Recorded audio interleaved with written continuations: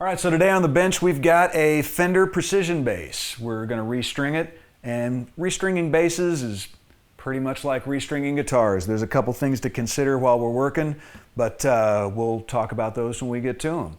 So the first thing to do is we got to take the old strings off. We're going to start with the G string.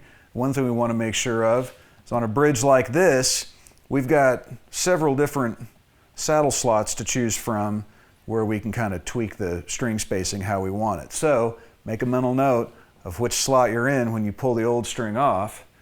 That way you don't have to rethink it when you put the new one on. So we'll unwind this string.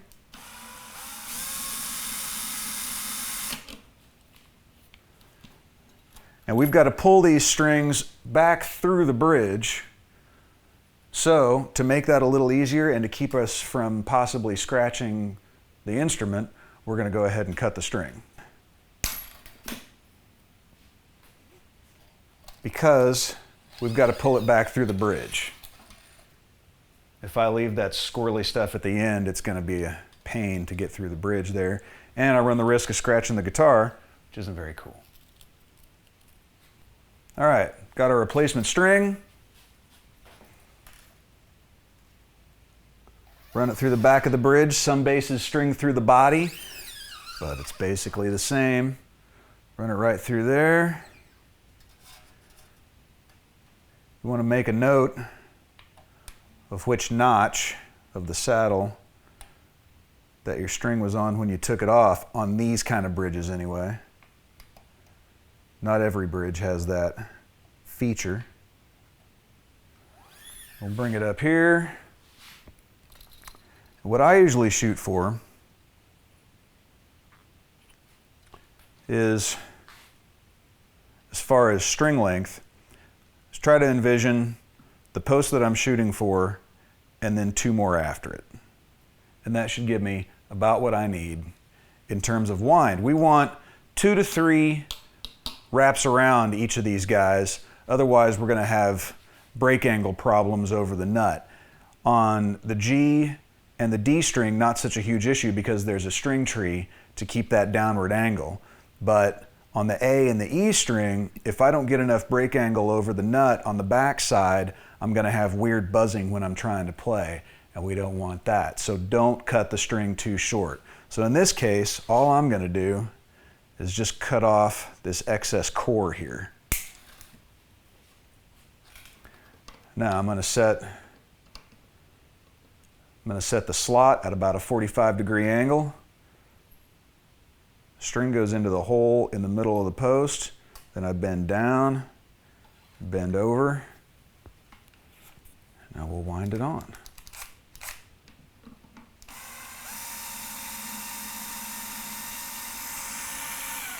Just like guitars, from the top down is what we're shooting for.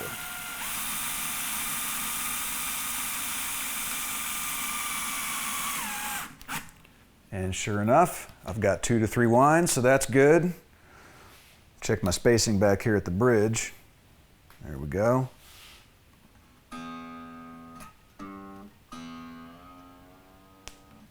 Next up is the D string. Wind the old one off. Cut it.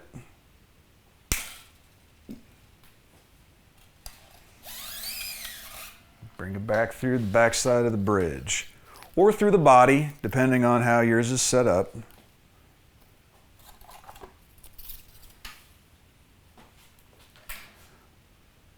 Bring it through. Now here's a trick.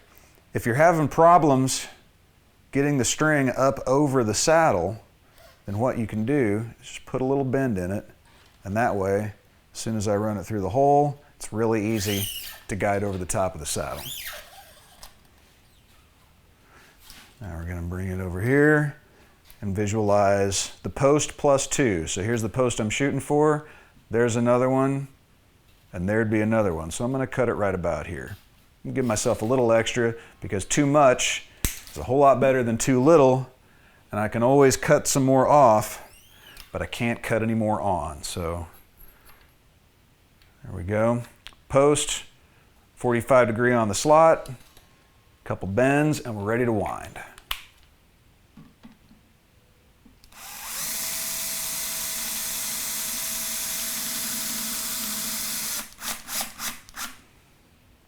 you go. Sure enough, post plus 2 gives me 3 winds. Get it back in the notch that we had it on before. Tune it up.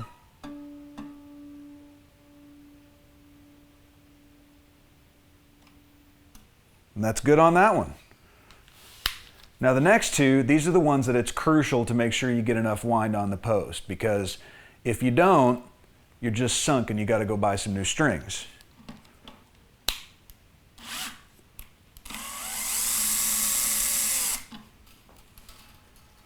We'll wind the old one off, cut it,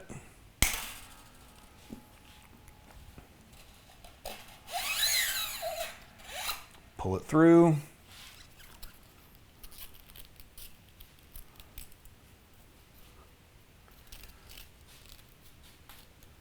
the new string ready, and I'll do our little trick, putting a little bit of bend right there. We're going to cut this off anyway, so it doesn't matter, but it helps me get over the saddle and I'm coming through the back.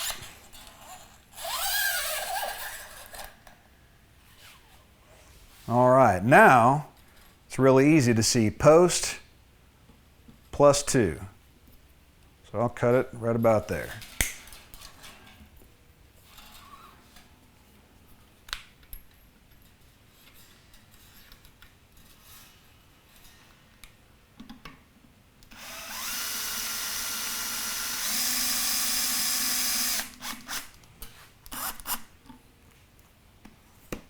Yep, and that gave me about 2.5 winds.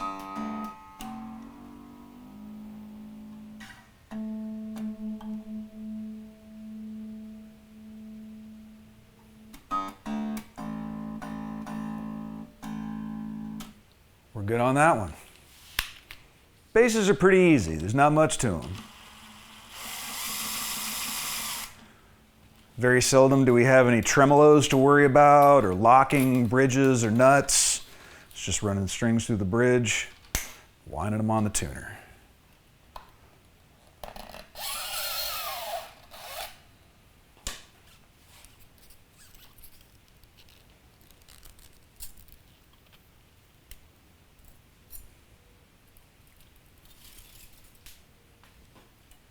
Do my little bend.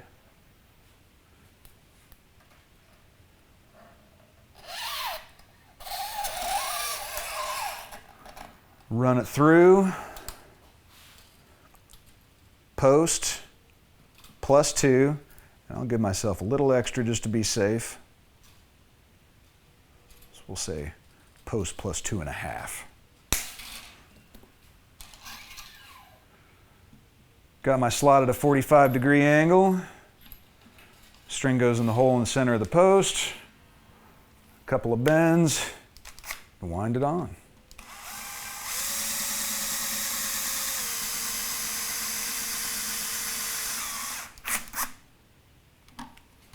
We go 3 winds or 2.5 depending on which side you're looking at, but that gives us enough break angle over the back that I don't have any weird rattling noises when I get this up to pitch.